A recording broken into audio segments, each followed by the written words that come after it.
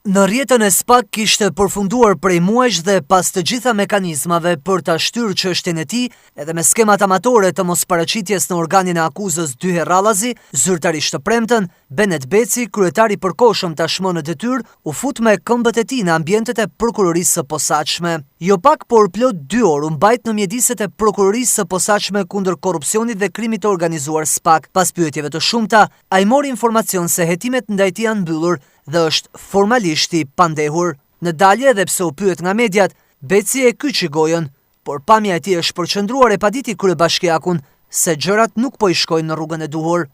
Zoti Beci, prej 2 orësh në prokurorin e posaçme, cili ishte interesi i prokurorëve? Ju është komunikuar mbyllja e hetimeve për tenderin 700.000 euro me Erviz Berberin, kreun e rrugëve, ish kreun e rrugëve. Ti ndoj koment zoti Beci? Apo disa po.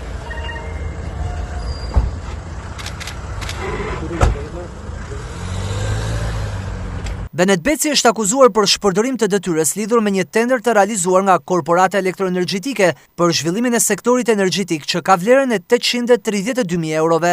Tenderi është zhvilluar në vitin 2019 dhe ka lidhje me bashkëshorten e ish-kreut të autoritetit rrugor shqiptar Erviz Berberi. Hetimet e SPAK nisën nga sekuestrimi i telefonave të Berberit dhe bashkëshortes së tij, që zbulua një sër komunikimesh, përfshirë dhe ato me Benet Becin. Në një nga mesazhet e gjetura, Beci kishte marrë informacion për ndarjen e fondit të tenderit, ku 500.000 euro ishin parashikuar për profesorët e Harvardit dhe 320.000 euro për përfituesit lokal. Tenderi i shpallur në janar të 2020 u fitua nga kompania Consulting Management Albania SHPK, e drejtuar nga Erviz Myftari, dhe ngre dyshime për mundësinë e manipulimeve dhe pastrimit parave. Ky hetim vjen pas një periudhe të gjatë dhe pas pyetjeve të shumta që Beci ka dhënë në SPAK gjatë vitit kaluar. Megjithatë, deri më tani nuk është dhënë ende një njoftim zyrtar, edhe pse informacionet tregojnë se ai është i përfshirë në një rrjet të gjerë të korrupsionit që përfshin zyrtar të lartë të administratës publike.